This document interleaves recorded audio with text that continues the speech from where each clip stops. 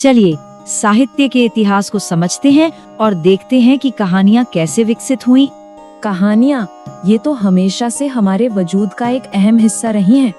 तो कहानी कहने का ये तरीका आखिर वक्त के साथ बदला कैसे, चलिए देखते हैं। शुरुआत होती है क्लासिकल दौर से, यानी प्राचीन ग्रीस और रोम से। तब की कहानियों में इंसान की टक्कर सीधे देवताओं और किस्मत से होती थी।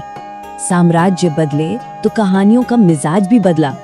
अब फोकस ईश्वर पर था। इन कहानियों का मकसद था नैतिकता सिखाना, जो धर्म और समाज के नियमों पर आधारित थी।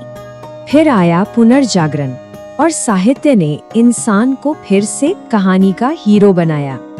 अब कहानियां देवताओं की नहीं बल्कि इंसानी जज्बातों और ताकत की थी।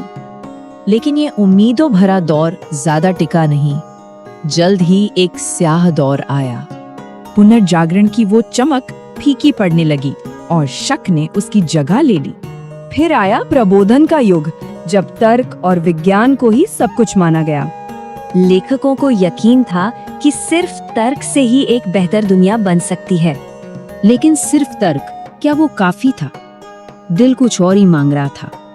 अगला दौर एक सीधी बगावत थी, जहां दिल ने दिमाग पर बाजी मार ली। स्वच्छंदतावाद यानी रोमांटिक दौर में जज्बात, कल्पना और कुदरत की खूबसूरती की बात हुई। ये दौर था जुनून का, आजादी का और प्रकृति की बेमिसाल ताकत का। इंडस्ट्रीज बढ़ी, दुनिया तेजी से बदली और साहित्य पर इसका गहरा असर पड़ा। लेखक अब इस नए समाज की असलियत को पन्नों पर उतारने में जुट गए। लेकिन फिर विश्व युद्धों ने इस बनी बनाई दुनिया को बिखेर कर रख दिया। आधुनिकतावाद में टूटन और निराशा साफ झलकती है, जो युद्धों की ही देन थी।